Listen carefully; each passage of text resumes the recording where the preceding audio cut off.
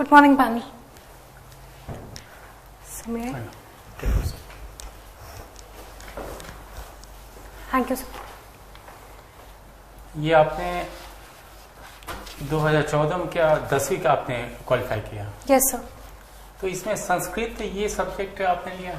जी sir, Sanskrit मेरी subject था 10th में. अच्छा, मैथ, साइंस और इंग्लिश और इसके साथ संस्कृत. जी सर. अच्छा, ठीक है. आपने लॉ कहाँ से किया है? Sir, national law university Ranchi. Ranchi से. अच्छा, ठीक है. इसके अलावा आप नाम के अतिरिक्त अपने बारे में कुछ आप बताएं, क्या आपकी रुचि है या फिर क्या आपने? सर, जैसा कि नाम मेरा मैंने फॉर्म में ही प्रोवाइड कर दिया. मैंने सर अपनी ग्रेजुएशन 2021 में कंप्लीट की थी नेशनल लॉ यूनिवर्सिटी रांची से. अभी सर प्रेजेंटली हम LLM परस्यू कर रहे हैं इलाहाबाद यूनिवर्सिटी मेन कैंपस से. और सर रही बात मेरी, अगर मैं कहूँ कि क्या मैटर्स ऑफ इंटरेस्ट है मेरे, मुझे माइथोलॉजी के बारे में काफ़ी इंटरेस्ट है. मुझे उन चीज़ों के बारे में काफ़ी इंटरेस्ट होता है जानने में. सर, जो कुछ सेंसिटिव इश्यूज होते हैं related to women, feminism, empowerment, ये जो एक मेन एंड वुमेन के बीच में हमेशा एक डिवाइड होती है, एंड जो ट्रांसजेंडर से रिलेटेड जो कुछ सेंसिटिव इश्यूज होते हैं उनमें मुझे काफ़ी इंटरेस्ट है. And I take interest in reading a lot of material related to that. तो ये वॉन सम डिबेट कंपटीशन, कैसे डिबेट कंपटीशन में आपने भाग लिया था? सर, ये काफी डिबेट कॉम्पिटिशन्स हुआ करते थे. एक डिबेट कॉम्पिटिशन था related to the policing system, that what is the contribution of police administration in running the administration of the state and the city. एक बार सर कोई डिबेट कॉम्पिटिशन था related to the contribution of social media in the institution of marriage in today's time. तो ये sir कुछ debate competitions थे जो मुझे याद आ रहे हैं. और UP-APO का आपने इंटरव्यू दिया? Yes sir. तो ये बताइए कि APO और PO के लिए CRPC में कहाँ पर प्रोविजन दिए गए? Sir, section 25 and 25A of CRPC. तो 24 में क्या है? Sir, 24, yes, 24 talks about the provision for public prosecutors, 25 talks about the assistant public prosecutors, and 25A talks about the directorate of prosecution. अच्छा, तो ये बताइए कि डिस्ट्रिक्ट मजिस्ट्रेट को भी क्या APO के मैटर पर कुछ अधिकारियों को नियुक्त करने का राइट है? Sir, I'm not able to recall the exact provision, but I believe कि शायद है in some exceptional matters, जब अवेलेबिलिटी नहीं है या फिर something like that. Sir, I will read up more on this. मुझे exact provision recall नहीं हो पा रहा है. अच्छा, ये बताइए कि जिले का एक अधिकारी होता है, उसे डिस्ट्रिक्ट मजिस्ट्रेट भी बोला जाता है, उसे जिला कलेक्टर भी बोला जाता है. तो ये दोनों नामों में अंतर कहाँ से आया? उसे जिला कलेक्टर कब बोलेंगे, उसे DM कब बोलेंगे? सर, जितनी मतलब मेरी टर्मिनोलॉजी से हम समझ पा रहे हैं, कलेक्टर सब पर्टिकुलरली जब वो रेवेन्यू से रिलेटेड टास्क परफॉर्म कर रहे हैं तब उनका शायद नॉमेनक्लेचर हम कलेक्टर कहेंगे. और सर, रिलेटेड टू मजिस्ट्रेट जब वो टोटल एडमिनिस्ट्रेशन को देख रहे हैं, not just the revenue department, related to the security of that particular city, related to the water sanitation and other municipality features of that city, तो I would believe कि वो magistrate के nomenclature में. ये मजिस्ट्रेट शब्द कहाँ से आया? सर, ऐसे तो देखा जाए तो उसे जिलाधिकारी भी बोलते हैं. जी, जब वो जिले के और सब डिपार्टमेंट को देख रहा होगा तो जिले का सबसे बड़ा अधिकारी है तो उसे जिलाधिकारी बोलेंगे. yes. लेकिन जिला मजिस्ट्रेट कब उसे बोलेंगे? सर, ये आई थिंक ब्रिटिश ने जब हमारा इंडिया का कॉलोनियल पास्ट रह चुका है, सो आई थिंक उस टाइम पे जो प्रोविजंस हुआ करते थे. CRPC में DM के बारे में कहाँ पर प्रोविजन दिए गए? सर, मुझे नहीं इस वक्त याद आ रहा है. कॉन्स्टिट्यूशन का याद आ रहा है, बट एग्जैक्ट CRPC में नहीं याद आ रहा है. अच्छा, FIR क्या मतलब होता है? Sir, FIR it stands for the first information report. Sir, ये टर्म स्पेसिफिकली CRPC में यूज नहीं किया गया है, बट सर सेक्शन 154 इसके बारे में बात करता है. और sir, any information which is related to every information related to the commission of the cognizable offence जो ऑफिसर इंचार्ज के सामने दी जाती है, सेक्शन 154 इसका प्रोविजन है, that is called an FIR. Non cognizable की स्थिति में कब वो इन्वेस्टिगेशन करता है? सर, जब मजिस्ट्रेट से उसको ऑर्डर मिल जाता है that he must receive the permission. इसके अलावा और कोई प्रोविजन जहां पर वो इन्वेस्टिगेशन कर सकता है? सर जब कोर्ट से उसको ऑर्डर मिल जाता है फ्रॉम 174 ऑफ सीआरपीसी आपने पढ़ा है? Yes sir, it is related to inquest reports. हाँ, वहाँ भी पुलिस इन्वेस्टिगेशन कर सकते हैं। ठीक है। अब इसमें आप का जो एक हर एक जितने भी होते हैं स्टूडेंट, तो उनकी एक अभिरुचि होती है, इंटरेस्ट होता है कि वो सिविल में या फिर क्रिमिनल में। आपका नाम क्या है? सर क्रिमिनल में। अच्छा, तो ये बताइए कि एकम्प्लिस और एक्यूज में अंतर क्या होता है? सर अकम्प्लिस जो उस पर्टिकुलर एक्ट में जिसने पार्टिसिपेशन किया है, वो during the act, prior the act, after the act भी हो सकता है किसी भी कैपेसिटी में। But sir with respect to the accused who has directly participating in the commission of the offence, यहाँ पर वो डायरेक्ट एक्ट परफॉर्म कर रहा है किसी भी तरीके से। Sir if I can coat an example, एक अकम्प्लिस किसी को हार्बर कर सकता है अपने घर में ताकि अरेस्ट ना हो सके, या फिर सामान सप्लाई कर सकता है, या फिर जाके लोगों को अपनी गाड़ी से कहीं पहुंचा सकता है। लेकिन सर एक को अक्यूज जो होगा वो डायरेक्ट उस पर्टिकुलर एक्ट में परफॉर्म करेगा, साथ में पार्टिसिपेट करेगा ताकि एक्ट एग्जीक्यूट हो सके। ये बेसिक डिफरेंस है सर। एंड अगर आप परमिट करें तो सर एक एविडेंशियरी वैल्यू की भी डिफरेंस दोनों की आती है। सर एक जो अकम्प्लिस होता है उसको सर सेक्शन 306 के अंडर पार्डन जब टेंडर कर दिया जाता है, ही becomes a government witness and his evidentiary value is काफी स्ट्रांग हो जाती है उस टाइम पे। But sir in the case of an accused I don't believe his statement is not as strong or as does not hold the same evidentiary value as that of a government witness, जो कि accomplice बन जाता है। International law word किसने पहली बार इस शब्द को उन्होंने बोला था, किस विधि शास्त्री ने बोला था? सर आई बिलीव ओपन आयर। और उन्होंने तो सिर्फ डिफिनेशन दिया है, लेकिन ये जो शब्द है दरअसल इंटरनेशनल लॉ को पहले राष्ट्रों की विधि यस सर बोलते थे, तो इसे अंतर्राष्ट्रीय विधि सर्वप्रथम किसने वो किया था, बोला था, यह बताइए। Sir I am not able to think of an answer right now. Austin के बारे में आप जानती हैं? जी सर। इनका क्या उनकी जूरिस्प्रूडेंस में योगदान है? सर इनकी जो कमांड थ्योरी थी, that he says that command sanction duty, like command is the law of the sovereign and if it is not followed it is backed by sanctions। तो इनकी सर जो positivist school के ये founder हैं, father हैं, तो इनका यही कहना है कि जो भी लॉ ले डाउन कर रहा है सोवरेन, वो अगर फॉलो नहीं किया जाता, it has to be followed by penalties and he is like very strict with respect to these particular laws and यही उनका थ्योरी थी। ये बताइए कि कंसोलिडेशन का उद्देश्य क्या था, ऑब्जेक्ट क्या है? Sir pardon?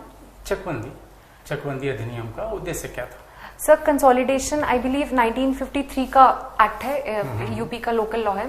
सर कंसोलिडेशन का बेसिक पर्पस यही है कि जितने भी टेन्योर होल्डर्स हैं उस पर्टिकुलर जितने भी लिस्टिंग है, तो सबको उस पर्टिकुलर लैंड को एक कन्वीनियंट तरीके से डिवाइड करना, ताकि सर लैंड होल्डिंग से रिलेटेड जो भी डिस्प्यूट है वो ना हो सके, लैंड्स को ठीक से मेजर किया जा सके और ये बाउंड्री डिस्प्यूट्स ना हो सके, एंड मतलब things can be done in a convenient way related to the land related matters. What is the inquiry? Sir, inquiry I believe it's provided under section 2J of CRPC. So it is conducted by the magistrate or the court, and it is usually a stage after the investigation and before the trial, and it is only meant for ascertaining whether a case is made out in this case in the matter or not। क्या इस पे cognizance ली जा सकती है, यानी आगे इसमें। तो हम इस बात को कैसे जानेंगे कोई किसी भी मैटर का विचार हो रहा है कि उस मैटर का जांच हो रहा है, इसको हम कैसे उनके जानेंगे? सर विचारण का मतलब इन्वेस्टिगेशन? हाँ, नहीं विचार का मतलब ट्रायल। ओके सर, इसको again I would like to quote an example.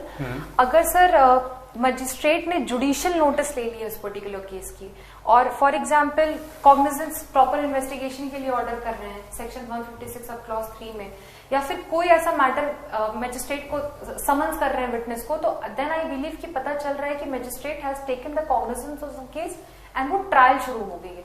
But sir with respect to inquiry, कुछ ऐसे cases for example search warrant जारी करना सेक्शन 97 के अंडर, या फिर सर कोई सिंपल सा he has not taken the cognizance but he is just trial आपने पढ़ा है?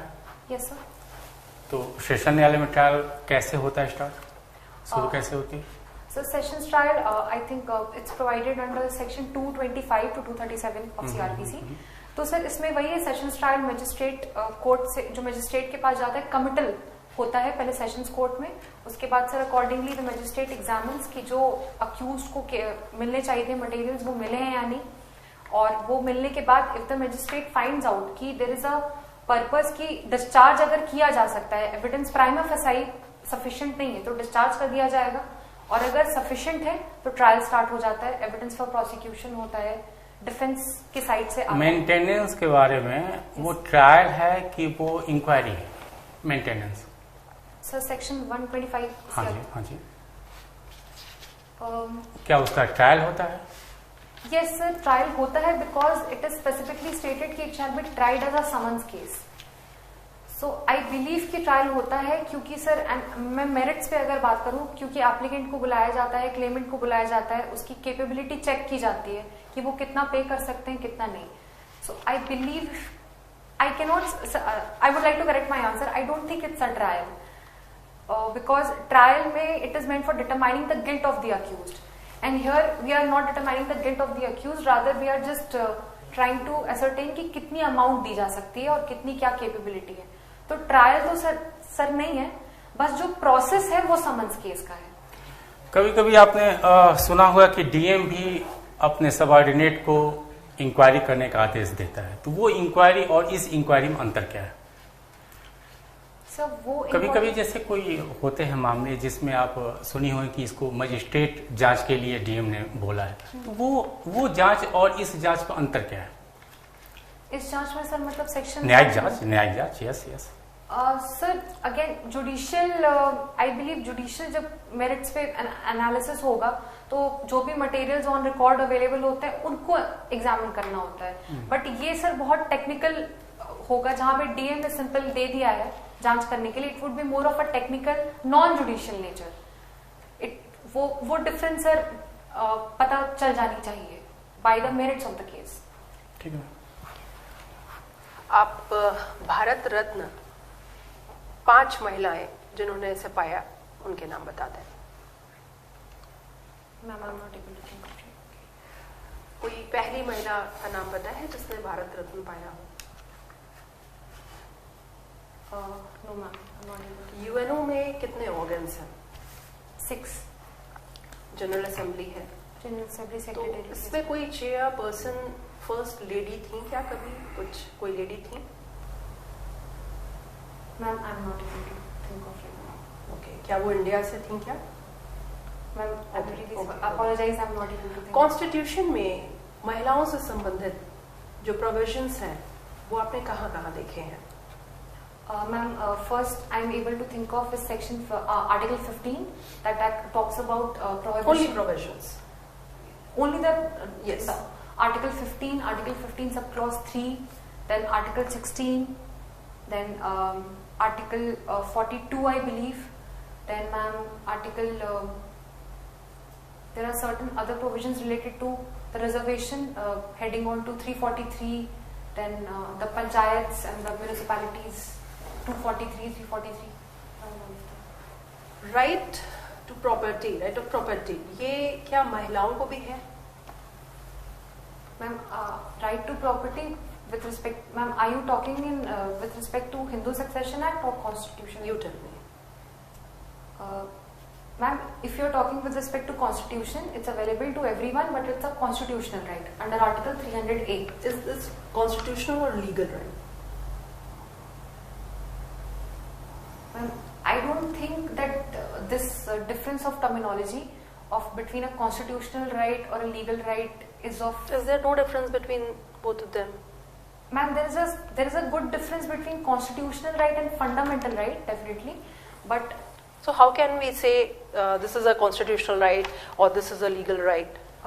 Ma'am, may I take a second? Yeah, sure. Ma'am, legal right I can say is the genus and the constitutional right is a species. Legal Are right, you sure? Yes, ma'am. Legal right would cover many rights and constitutional right. तो जितने भी law है वो constitution से energy ले रहे हैं, power ले रहे हैं, तो हाउ कैन यू से कि legal right is a genus which is vast? Ma'am, definitely. Genus or a species? Ma'am, constitution is definitely the grand norm. The laws are definitely taking power from them. But ma'am, as I said, constitutional right पर से legal right का एक branch बन जाता है. Legal right बहुत broad हो जाता है जिसमें कई सारे राइट्स आ जाते हैं.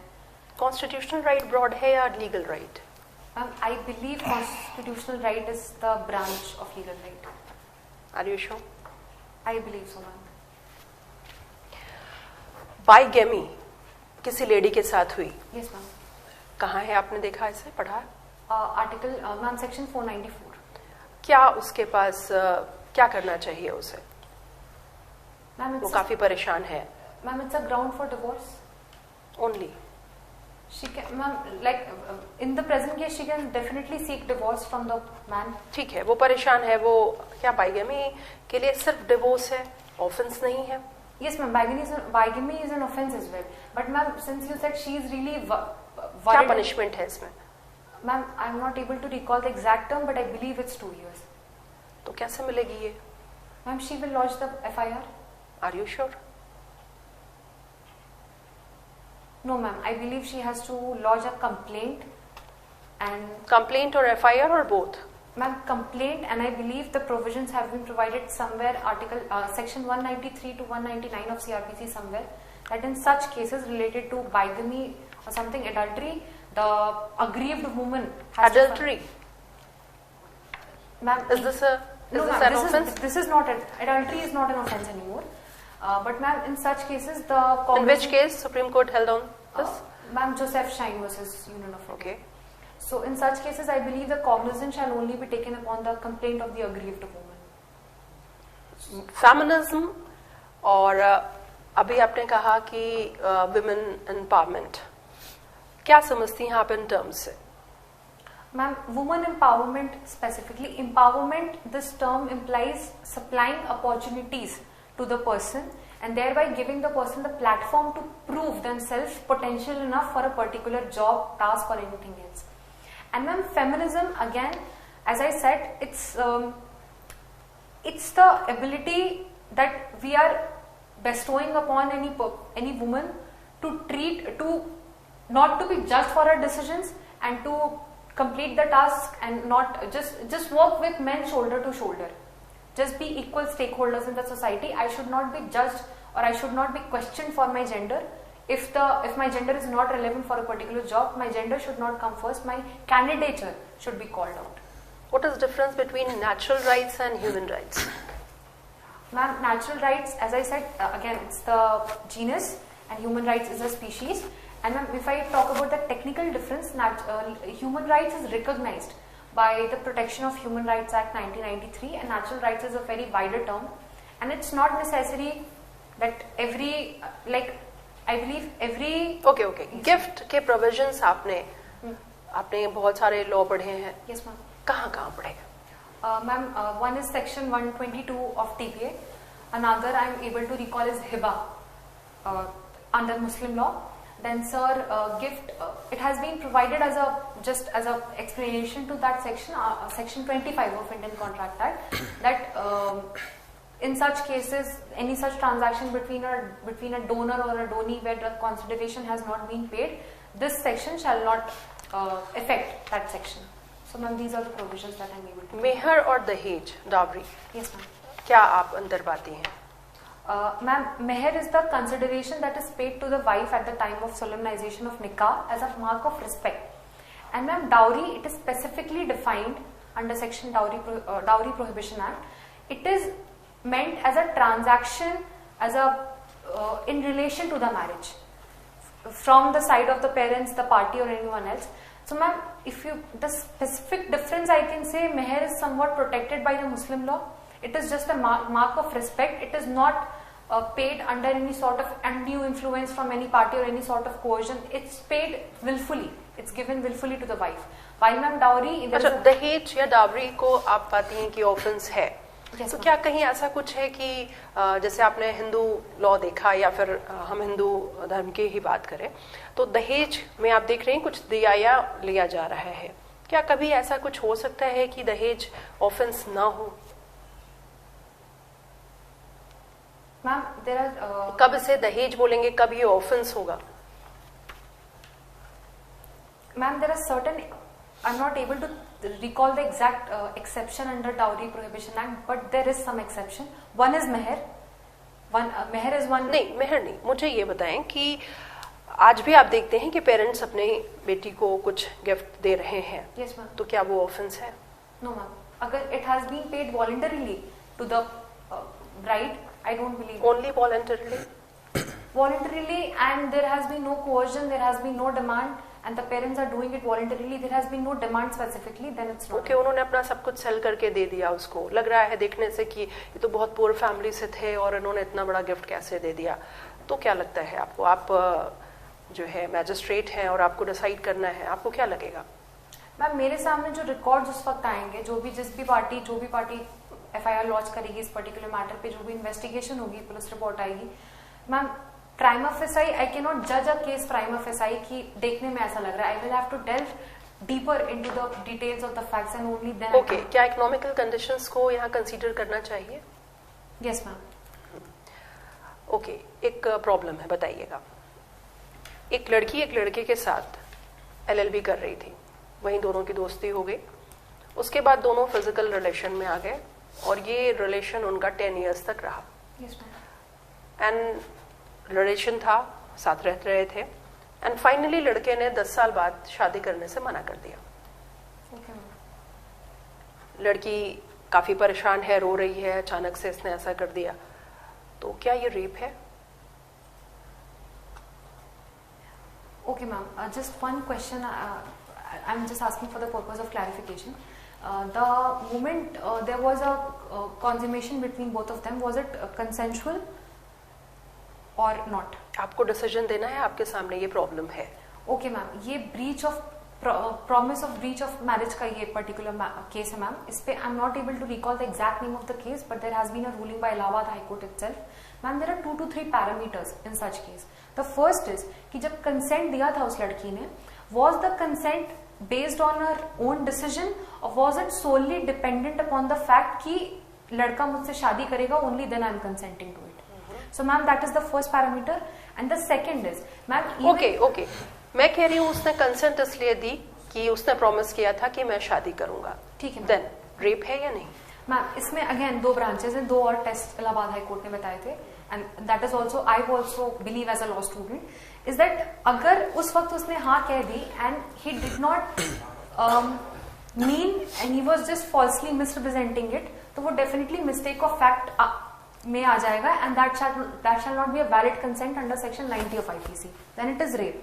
But ma'am, in case at that time he was definitely wishing to marry her and that is आपने कहा सेक्शन 90 में उसने कंसेंट दे दी, तो ये फ्री कंसेंट में नहीं आएगी, मिस्टेक ऑफ फैक्ट में. तो ये 10 years का जो ड्यूरेशन है और इससे इतने टाइम तक कंटिन्यूसली कंसेंट मेंटेन है, तो क्या हम इसे मिस्टेक ऑफ फैक्ट कंसीडर करेंगे? Ma'am, again, just because she has consented every time, it does not mean that there is an automatic consent for every consummation. For every consummation there has to be a separate consent. I don't believe that just because she has been in a cohabital relationship with that person, it does not automatically determine कि उसका consent हर बार हो जाएगा. Every time the consent has to be different and it has to be sought differently. तो finally हम क्या माने इसको कि ये रेप है या नहीं?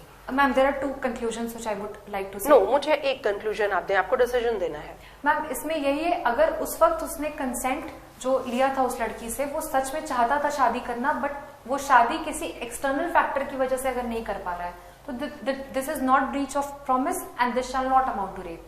But ma'am, in case he sought the consent on the basis of the false misrepresentation and he had no intention to marry, just to seek her consent to somehow. वो लड़की लॉ जानती है. Yes ma'am. है ना, और law जानना, उसने 10 years साथ में रही, LLB किया था, तो क्या इसे मिस्टेक ऑफ फैक्ट कंसीडर किया जाए? ओके, ट्रांसजेंडर्स, इनके लिए कोई लॉ है क्या? इनके कुछ राइट्स आप जानती हैं? यस मैम, अभी there is a petition also pending in the Supreme Court relating to same-sex marriage. There have been various judgments like Navteet Singh Johar versus Union of India, Nalsa versus Union of India, where the Navtej Singh Johar में transgender से related है. LGBTQ community, which covers transgenders. And ma'am, one is, I believe, Rights of Transgenders Act or something like that, 2019. Okay sir. आप मुझे बताएं कि हिंदुस्तान में जो अंग्रेजों का शासन रहा है, तो किस एक्ट के अकॉर्डिंग कंपनी के शासन को समाप्त किया गया और ब्रिटिश क्राउन का शासन प्रारंभ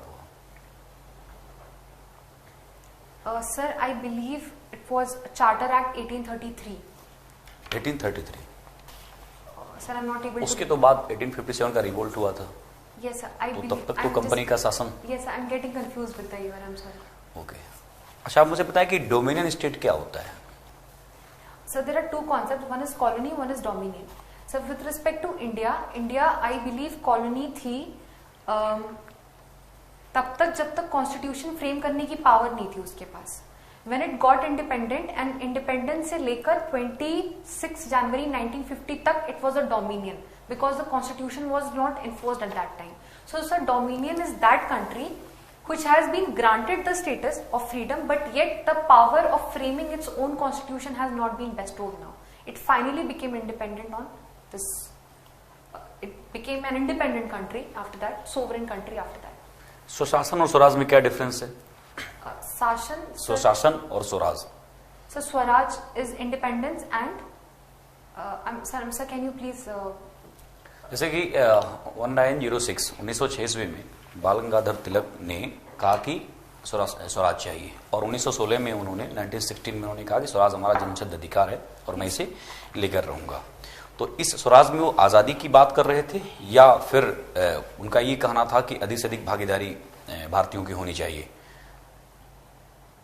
सर, आई बिलीव यहाँ पर वो ये बात कर रहे थे कि हमें स्वराज, पूर्ण स्वराज जो चाहिए, दैट इज मेंट फॉर कि हमारी कंट्री इस तरीके से इंडिपेंडेंट हो।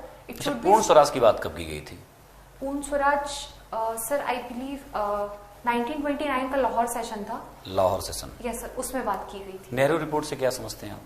Sir, Nehru report I think 1929 या 1930 में मोतीलाल नेहरू की चेयरमैनशिप में ड्राफ्ट की गई थी। After I believe Simon commission जो इंडिया में आए थे, उसके बाद ये नेहरू रिपोर्ट फॉर्म हुई थी। कुछ सर उसमें क्रिटिसिज्म किया गया था कि उसमें I think Lord Birkenhead Simon Commission में थे, जिन्होंने साइमन कमीशन में थे लॉर्ड बर्किन हेड? नहीं सर, थे नहीं उस टाइम पे, शायद वो वाइसरॉयशिप उनकी थी इंडिया में।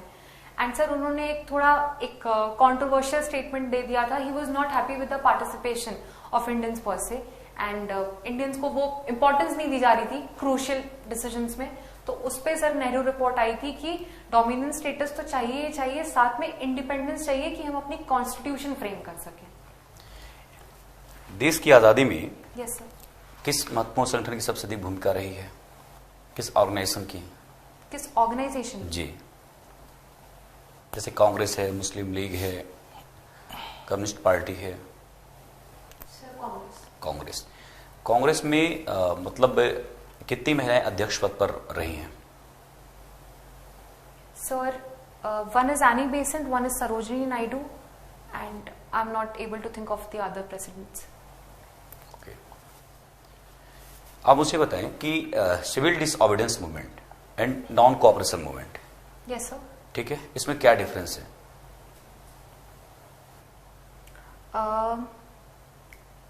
Sir, I am not able to recall the exact year, but non cooperation I believe पहले आया था and civil disobedience movement followed later in some period of time. Sir, non cooperation movement was just मेंट कि अब हम लोग British के इस particular किसी भी नौकरी में पार्टिसिपेट नहीं करेंगे, ये जो टाइटल्स हैं उसको गिव अप कर देते हैं, और मतलब we will not offer our participation in any form, political, किसी भी नौकरी में, एजुकेशन इंस्टीट्यूट्स में नहीं, कुछ भी नहीं। And sir, civil disobedience movement, sir not able to think of the क्या है Rowlatt act? Sir, it was meant for prohibition on the publication, जो मतलब कुछ उस टाइम पे चल रहा था कि जो भी लोग रिपोर्ट्स निकाल देते थे या आर्टिकल्स लिखते थे उस टाइम पे ब्रिटिश के अगेंस्ट, तो मतलब उसको सप्रेस करने के लिए Rowlatt Act was passed, and उसी के सर वर्नाकुलर प्रेस एक्ट क्या है? Yes sir. Vernacular press sir, उसका भी सेम ही पर्पस था। राउलेट एक्ट का इसका भी? Yes sir. It was just that कि Rowlatt Act became more I would say wide spread because उसके जस्ट बाद सर वो जलियांवाला बाग मैसेकर हुआ था, उसके बाद काफी लोग इकट्ठा हुए थे इसी पर्टिकुलर लॉ के इम्प्लीमेंटेशन को डिस्कस करने के लिए आए। अच्छा, एक और विवाद बड़ा मशहूर रहा है जो है न्यायिक से लेकर के इल्बर्ट बिल। इल्बर्ट बिल क्या था? Ilbert bill sir, I believe it was something related to it, ये कैलकाटा से कुछ इसकी ओरिजिनेशन है, सीपी इल्बर्ट कोई थे। It is related to the participation of Indians per se in the उस टाइम की जो असेंबली की सीट्स थी, something related to that, so I am not able to recall the exact point की इसमें क्या था। एक लास्ट क्वेश्चन आप मुझे बताएं कि क्या परिस्थितियां रही हैं कि पाकिस्तान को 14 अगस्त को पावर ट्रांसफर किया गया 14 अगस्त को और हिंदुस्तान को 15 अगस्त को, यस सर, जबकि एक ही दिन किया जा सकता था। 1947 में जो हुआ, मतलब ऐसा क्यों रहा? So there must have been some technical reason, some procedural reason जो मैंने इस पे सर कभी ध्यान नहीं दिया, मुझे समझ नहीं आया, and there must have been some technical convenience के लिए ही शायद ऐसा किया गया हो कि एक distinguish किया जा सके। सर, अभी थोड़ी देर पहले बोर्ड के सम्मानित सदस्य ने एक शब्द का उल्लेख किया था आपके समक्ष, विचारण। तब आपको ये महसूस हुआ कि इसकी अंग्रेजी हमें जाननी चाहिए। तो ये बताइए कि उत्तर प्रदेश में जितने भी अधीनस्थ न्यायालय हैं, हर जगह कामकाज हिंदी में होता है लगभग। तो आप एज ए जज अपने आप को कैसे फिट मानती हैं जब आप हिंदी में समझ ही नहीं पा रही हैं सवाल को? तो सर ऐसे कुछ एक दो शब्द थे, हम ये सर अपनी गलती मानते हैं कि कुछ एक दो शब्द की ट्रांसलेशंस में मुझसे गलती हो गई, लेकिन सर इस पे सर अभी वापस हम जाकर दोबारा इस पे पढ़ेंगे and sir I will keep working on it. अच्छा, ठीक है। आपने अपने हॉबीज में लिखा है issues related to women and transgenders. तो एक बात बताइए कि ट्रांसजेंडर्स को क्या पॉलिटिकल रिजर्वेशन मिलना चाहिए, राजनीतिक आरक्षण, यानी लोकसभा विधानसभा में क्या उन्हें आरक्षण मिलना चाहिए? Yes sir. पूरी तरीके से आप एब्सोल्यूट वे में कह रही हैं कि उन्हें मिलना ही चाहिए? Yes sir. कोई पक्ष विपक्ष नहीं है, एकदम आपका एब्सोल्यूट राय है आपकी? Yes sir. ठीक है, बताइए what is the difference between the judicial activism and judicial overreach? Sir judicial activism एक दायरे में रहकर जुडिशरी अपना ऑर्गन अपना पार्ट परफॉर्म कर रहा है, where they are just interpreting the law and उस लॉ को ही इंटरप्रेट करके दायरे में ही रहकर पार्टीज को राइट्स असाइन कर रहे हैं। बट सर जुडिशियल एक्टिविज्म की जहां तक बात है, where the court is trying to step outside the realm of the law, जो लॉ के लेटर्स में नहीं प्रोवाइडेड है, जो कि शायद बहुत ही कॉन्ट्ररी इंटरप्रिटेशन हो जा रहा है, उसको कर दिया जा रहा है, तो दैट इज एक्टिविज्म। कोविड के दौरान इलाहाबाद हाईकोर्ट का एक जजमेंट आया था लॉकडाउन का, वो क्या था, जुडिशियल एक्टिविज्म या जुडिशियल ओवररीच? सर कोविड के दौरान लॉकडाउन से रिलेटेड लॉकडाउन का ऑर्डर दिया गया था इलाहाबाद हाईकोर्ट के द्वारा। Sir I am not able to think, are you talking about Gautam Navlakha? नहीं, देखिए अगर मान लीजिए जुडिशियरी एक कदम आगे बढ़ाकर न्याय देती है या न्याय के लिए कोई जजमेंट पास करती है, तो आप कह रही हैं जुडिशियल एक्टिविज्म है। लेकिन अगर जुडिशरी मान लो ऐसा आदेश दे दे कि आप एक हफ्ते में गंगा साफ कर दो, तो आप इसे क्या कहेंगी, क्या है ये? सर ये प्रैक्टिकली इम्पॉसिबल है। नहीं, मैं आपसे पूछ रहा हूं कि क्या ये जुडिशियल ओवररीच है? सर ये जुडिशियल एक्टिविज्म हम इसलिए कहेंगे क्योंकि जुडिशरी ने जो प्रैक्टिकल प्रॉब्लम्स हैं। नहीं, आप एक शब्द बताइए कि अगर मान लीजिए कि अभी इलाहाबाद हाईकोर्ट ने एक जजमेंट दिया और उसमें उन्होंने कहा कि ऐसा करिए कि एक हफ्ते में गंगा सफाई कर दीजिए। Yes sir. तो what is this? This is judicial activism या judicial overreach? Sir this overreach is, yes sir this is overreach. अच्छा ठीक है, ओवररीच है। एक बात बताइए कि बहुत दिनों से जो है इस बात पर बहस है कि जो जूनियर लॉयर्स होते हैं उनकी फाइनेंशियल स्थिति ठीक नहीं होती है, सुधारा जाना चाहिए। भविष्य में मान लीजिए आप जज बनी और जज बनने के बाद आपको एक पैनल का मेंबर बनाया गया और जिसमें आपको ये रिकमेंड करना है कि कैसे जूनियर लॉयर्स को प्रमोट किया जाए और जूनियर लॉयर्स कैसे बेटर कर सकें, इसके लिए आपको रिकमेंड करना है, आप क्या सलाह देंगी? सर एक एग्जाम्पल मेरे दिमाग में आ रहा है, एमपी गवर्नमेंट की सर एक वहां पे पोर्टल फॉलो होता है, e prosecution app, which is meant for tracing the number of cases that are assigned to a particular public prosecutor, the number of acquittals, the number of convictions, and उसकी performance को assess करके एक report card तैयार किया जाता है। तो sir I believe अगर ऐसा कोई यूपी में इम्प्लीमेंट हो या इंडिया में इम्प्लीमेंट हो जिसके तौर पे एक एडवोकेट की परफॉर्मेंस को एसेस किया जा सके और ना ही सब्जेक्टिव कुछ ना रहे, सब कुछ ऑब्जेक्टिव हो जाए, आई believe it would be a better option. कोई पर्टिकुलर आपका नजरिया है कि जूनियर लॉयर्स को प्रमोट करने के लिए कि जिससे वो फाइनेंशियली स्टेबल हो सके? सर मेरा यही कहना है कि ऐसा कोई सिस्टम, मतलब कि प्रोसीजर में अगर कोई ऐसी चेंजेस की जाए जिसके थ्रू उनकी परफॉर्मेंस को असेस किया जा सके, उसके जरिए उनकी financial stability I think better की जा सकती है, क्योंकि तब सब कुछ ऑब्जेक्टिव हो जाएगा। अच्छा, ठीक है। एक बात और बताइए कि जो अधिवक्ता का यूनिफॉर्म होता है, यस सर, यूनिफॉर्म में बेस कोट होती है, कोट होती है, और अक्सर ऐसा देखा जाता है कि गर्मियों के सीजन में 46 डिग्री सेल्सियस टेम्परेचर चला जाता है, और ऐसी स्थिति में वो बहुत असहनशील होता है। तो मान लीजिए कि भविष्य में आपको इसे सुधारने के लिए किसी पैनल में बिठाया जाए, तो आप क्या कहेंगी? आप उस परंपरागत व्यवस्था को कायम रखेंगी या कुछ नए सुधार के लिए रिकमेंड करेंगी? सर आई डोंट थिंक इसमें कोई प्रॉब्लम है। ऐसा मुझे इसलिए लगता है क्योंकि मुझे यूनिफॉर्म में पर्टिकुलरली कोर्ट में ही रहना है, डिस्ट्रिक्ट कोर्ट हो या आंसर कोर्ट, और बाहर का टेम्परेचर थोड़ा फर्क तो होता है। अरे टिन सेट के नीचे अधिवक्ता बैठते हैं, आप जिला कचहरी में देखिए ना, टिन सेट के नीचे बैठते हैं, पंखा भी नहीं चलता है, और ऐसी स्थिति होती है, पसीने टपकते रहते हैं। आपको क्या नहीं लगता है कि सुधार की जरूरत है यूनिफॉर्म में? सर बट ये मतलब सेक्शन 44 ऑफ एडवोकेट्स एक्ट यही प्रोवाइड करता है इसी यूनिफॉर्म को। अरे भाई, कानून तो क्या होते हैं? लिविंग दस्तावेज होते हैं। यस सर, है ना? धीरे धीरे जैसे ही समाज में परिवर्तन होते हैं वैसे कानून भी बदलते हैं। Yes sir. तो क्या आप उस परंपरागत व्यवस्था को मानती हैं कि वही चलती रहनी चाहिए, बदलना नहीं चाहिए कुछ?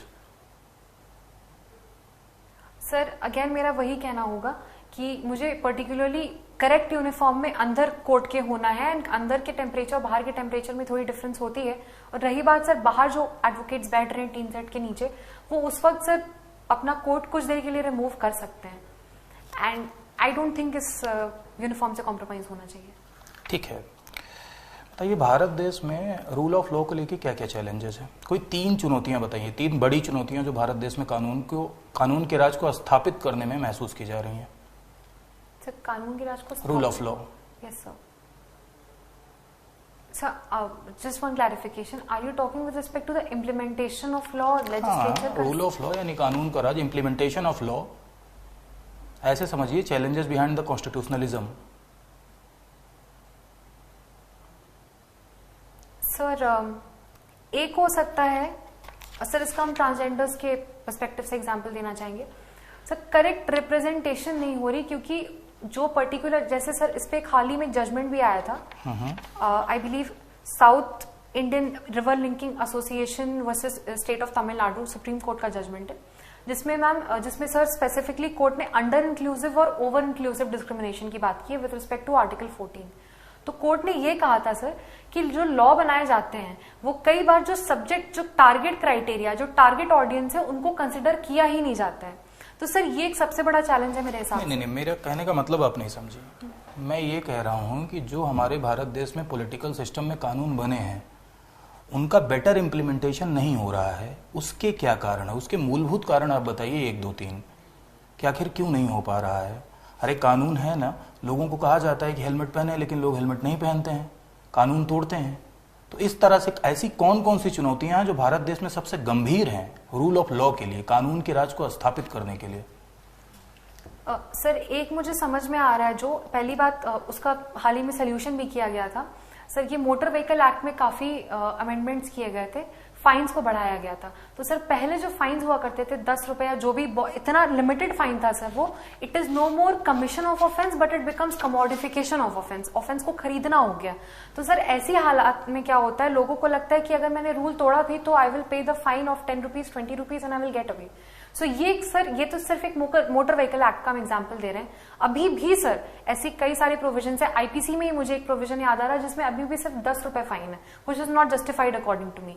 सो ये एक सर प्रॉब्लम है कि फाइन पेनाल्टी को बहुत ही असेस करके बढ़ाना चाहिए, कि सूटेबिलिटी देखनी चाहिए कि क्या इससे डेटरेंस हो सकती है या नहीं, ये सर करना चाहिए। ठीक है, आपने इस तैयारी के दौरान आईपीसी सीआरपीसी वगैरह पढ़ी होगी, है ना? तो पढ़ते समय ऐसा कोई सेक्शन आपको महसूस हुआ हो जो कॉन्स्टिट्यूशन के अगेंस्ट हो, जो आपको लग रहा हो कि ये कॉन्स्टिट्यूशन को ओवर रूल कर रहा है? मन में ऐसे सवाल आते हैं ना, जब आदमी पढ़ता है या वकालत करता है तो अक्सर जो विधिक क्षेत्र से जुड़े हुए लोग रहते हैं, वो जो पढ़ने के दौरान उनके मन में एक सवाल उठता है कि अरे ये तो संविधान के खिलाफ है, हम तो इसे क्या कर सकते हैं, चैलेंज कर सकते हैं। तो ऐसा कोई सेक्शन क्या आपके दिमाग में कभी आया कि जिसे चैलेंज किया जाए? Sir, one was related to adultery 497 and that has already been taken away. कौन से आर्टिकल के बिहाफ पे उसे चैलेंज करेंगे आप? 497? Adultery was 497. उसे आर्टिकल 14, 21 एंड 15 के बेसिस पे चैलेंज किया गया। ये तो हो चुका है। Yes sir. अब और कोई बताइए। सर एक मुझे चैलेंजिंग इस तरीके से लगता है, one is section I believe 27 of IPC, जो कि पोजेशन की बात करता है कि if there is a particular property which is in the possession of the wife, clerk or servant of that particular person, it shall be presumed that that property is in possession of that man. Sir, ये vice versa भी होना चाहिए. If there is a property which is in possession of कोई wife है, उसकी property अगर किसी husband के possession में है तो वो भी account ये लिखा जाना चाहिए specifically. तो इसको कौन से आर्टिकल के बिहाफ पे आप चैलेंज करेंगे? 14 arbitrarily. मतलब आप ये कहना चाह रही हैं कि ये आर्टिकल 14 के रीजनेबल रिस्ट्रिक्शंस के अगेंस्ट है? सर रीजनेबल रिस्ट्रिक्शंस के अगेंस्ट नहीं है, ये इस पर्टिकुलर फ्रेज को ओमिट करना कि एक हस्बैंड के पोजेशन में एक वाइफ की प्रॉपर्टी होना, ये पर्टिकुलर सिचुएशन ओमिट किया जाना, ये आर्टिकल 14 का वॉल्यूशन। अच्छा ठीक है। अभी आपने इसमें ये भी लिखा है कि कुछ डिबेट कंपटीशन भी आपने की है, ठीक है, और आपने सोशल मीडिया के रेस्पेक्ट में कुछ बताया था, क्या बताया था? सर वो टॉपिक ये था, contribution of social media in the institution of marriage in the present time. अभी ज्योति मौर्य का मामला हाल में ही आपको दिखाई पड़ा, ठीक है, तो ज्योति मौर्य के मामले में सोशल मीडिया का रोल क्या है, निगेटिव है या पॉजिटिव है? सर आप सिर्फ एक जवाब देंगी कि सोशल मीडिया का रोल निगेटिव है या पॉजिटिव है? नेगेटिव है। निगेटिव है, क्यों? सर नेगेटिव इसलिए है क्योंकि सर ये मैटर सबजुडिस है, पहली बात। दूसरी बात सर, जब कोई मैटर सबजुडिस होता है, कुछ भी डिसाइड नहीं हुआ है, तो I don't think it's fair on the part of the media to disseminate कि क्या चल रहा है, and that too when it's a state of marriage and court of law है, वो डिसीजन लेंगे, एंड आई डोंट बिलीव कि इसकी टेलीकास्टिंग इस तरीके से होनी चाहिए। तो इसका मतलब कि मीडिया ने जो किया अगर वो निगेटिव है, तो आगे चल के भविष्य में मान लीजिए कि सोशल मीडिया पे अंकुश लगाने के लिए आपको कुछ रिकमेंडेशन देनी हो, तो आप क्या रिकमेंडेशन देंगी कि ऐसे हालात दोबारा से उत्पन्न न हो? सर ये आई थिंक अगेन सर ये गाइडलाइंस हैं इस पे अवेलेबल, ओटीटी गाइडलाइंस 2021 में आई थी कि anything which is pending before the court of law, ऐसे मैटर्स का टेलीकास्ट नहीं होना चाहिए। एंड सर इस पे लॉज भी हैं, cable television act 1885, telegraph act 1885, लेकिन सर इसका इम्प्लीमेंटेशन ठीक से नहीं होता, तो इसका आई बिलीव यही हो सकता है कि एक कोड ऑफ कंडक्ट तैयार किया जा सकता है, एंड जो पर्टिकुलर ब्रॉडकास्टिंग ऑफिसेज हैं उनको नोटिस भेजी जा सकती हैं ताकि स्ट्रिक्ट इसका कंप्लायंस हो। ठीक है, एक सवाल और है कि न्यायिक सेवा में महिलाओं की स्थिति को अगर सशक्त करना है और एम्पावर करना है, क्योंकि अभी भी हमारे भारत देश में अगर जजेस की संख्या देखें या लॉयर्स की संख्या देखें तो उसमें महिलाएं कम हैं, तो इसको बढ़ाने के लिए आप क्या उपाय सोचती हैं, एम्पावर करने के लिए महिलाओं की स्थिति को? सर एक जो मेरे दिमाग में आ रहा है, अभी मैंने कुछ दिन पहले इस बारे में पढ़ा भी था सर, ये कोर्ट वर्क प्लेस पे ही, मतलब देयर आर सर्टन कोर्ट्स जहां पर ये फैसिलिटी है, but there are certain court जहां पर नहीं है और उनका नंबर ज्यादा, क्रैच फैसिलिटीज नहीं है sir. There are I remember reading about it somewhere, there are no breastfeeding areas, and sir there are new lactating mothers जो कि तुरंत, मतलब there are judges and they are even she is a nursing mother as well, तो ये कुछ specific चीजें हर court room में होना चाहिए, and answer I believe just court room में नहीं, ये नॉर्मली पब्लिक प्लेसेस में भी अवेलेबल होना चाहिए। आपने जो बताया ये इसलिए बताया कि जो लोग वहाँ उपलब्ध हैं, yes, है ना, उनकी स्थिति को कैसे एम्पावर किया जाए, या मतलब कैसे बेटर सिचुएशन उनके लिए बने। मैं ये नहीं पूछ रहा हूँ, मैं ये पूछ रहा हूँ कि संख्या कैसे बढ़े, है ना, जैसे आप कहीं ना कहीं से इंस्पायर होकर इस क्षेत्र में आई होंगी, yes, है ना, तो वैसे ही अन्य लड़कियां, आपकी जैसे अन्य लड़कियां भी इंस्पायर होकर इस फील्ड में आए, इसके लिए आप क्या करना चाहेंगी? सर इसके लिए again everything starts from the school education system को सर इस तरीके से स्ट्रॉन्ग करना चाहिए कि लीगल स्टडीज की प्रेवलेंस थोड़ी बढ़े, legal studies as an optional subject school में 12th स्टैंडर्ड 10th स्टैंडर्ड में होना चाहिए, ताकि बच्चों को उसकी अवेयरनेस समझ में आए। आई वुड से 10 तक तो एक कंपल्सरी उसको सब्जेक्ट ही बना दिया जाए, then it would be best. Legal studies की जो फैकल्टीज होती हैं उनकी सेपरेट ट्रेनिंग कराई जाए, स्कूल में इसको कंडक्ट करवाया जाए। सर जो लॉ के एंट्रेंस एग्जामिनेशंस होते हैं, क्लैट या फिर जो भी और अदर यूनिवर्सिटीज के CUET सर आजकल चल रहा है, इसके बारे में बच्चों तक पहुंचाना, ताकि बच्चे टेक्निकल एजुकेशन, मेडिकल एजुकेशन को जितना इंपॉर्टेंस देते हैं उतनी लीगल एजुकेशन को भी दें। ठीक है, ये बताइए कॉलेजियम सिस्टम के कोई 2 दोष बताइए, 2 बुराइयां कॉलेजियम सिस्टम की। सर एक जो मुझे लगती है वो कोडिफाइड नहीं है, कि जो अपॉइंटमेंट ऑफ जजेस हो रहा है सर, वो उसका ठीक है, एक हो गया कोडिफाइड नहीं है, दूसरा एंड सर उसी से रिलेटेड है, क्योंकि कोडिफाइड नहीं है तो सर ये बहुत ऑब्जेक्टिव सब्जेक्टिव हो जाता है और क्रॉस क्वेश्चनिंग की स्टेज बढ़ जाती है एंड सर पब्लिक जुडिशरी पे एज एन ऑर्गन ट्रस्ट नहीं कर पाती। कॉलेजियम सिस्टम आप समझ रही हैं ना? Yes sir. क्या related to the appointment of जजेस। हाँ। Yes sir. तो इसका सबसे बड़ा दोष क्या है? आपको यही लगता है कि ये कोडिफाइड नहीं है, यही इसका सबसे बड़ा दोष है? सर इसलिए ये बहुत बड़ा दोष है क्योंकि कोई ऑब्जेक्टिविटी जब नहीं होती है कि हमारा बेसिस क्या है, that we are selecting this particular person, that we are finding this particular person fit. 99th constitutional amendment आपने पढ़ा होगा, Yes, sir. है ना? 99th कॉन्स्टिट्यूशनल अमेंडमेंट में कॉलेजियम को रिप्लेस किया गया था, एनजेसी लाया गया था। Yes sir. तो क्या यही कारण था इसका? नहीं सर, that was not the reason because unconstitutional. क्यों भाई कॉलेजियम को रिप्लेस करने की मांग क्यों उठती है? क्यों लोग कहते हैं कि कॉलेजियम समाप्त किया जाना चाहिए? कॉलेजियम में भारी ऐसा कौन सा दोष है कॉलेजियम में जिसकी वजह से लगातार कॉलेजियम को रिप्लेस करने की डिमांड है? खासकर एग्जीक्यूटिव की तरफ से ज्यादा डिमांड है ना?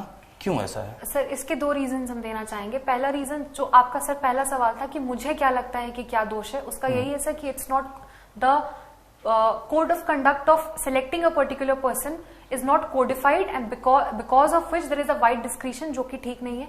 And second sir, your question that why 99th constitutional amendment was declared unconstitutional, उसका रीजन ये नहीं था।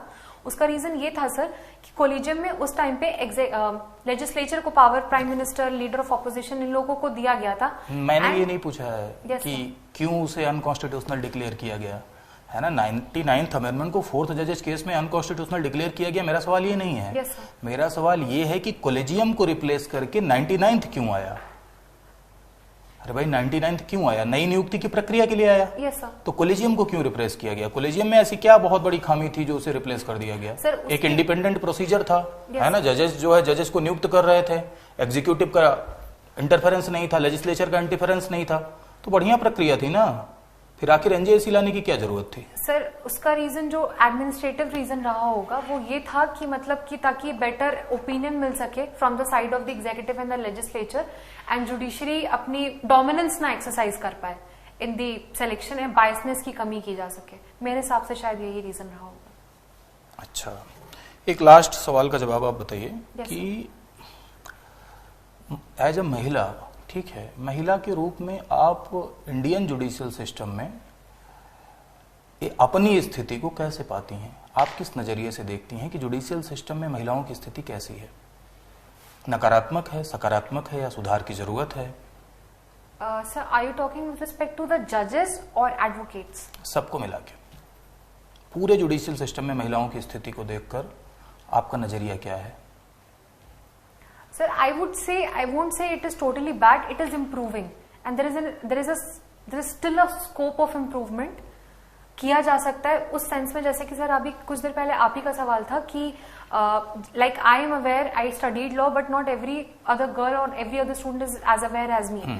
तो ये अवेयरनेस की कमी है। इस अवेयरनेस की वजह से पार्टिसिपेशन की कमी है, एंड इस पार्टिसिपेशन की वजह से ही वो सिस्टम का पार्ट नहीं बन पाती हैं और अपनी परफॉर्मेंस नहीं दे पाती हैं सिस्टम में। So it's improving but it needs more improvement. अच्छा, आर्टिकल 14 में एक शब्द आपने पढ़ा होगा, रीजनेबल क्लासिफिकेशन। Yes sir. क्या मतलब होता है उसका?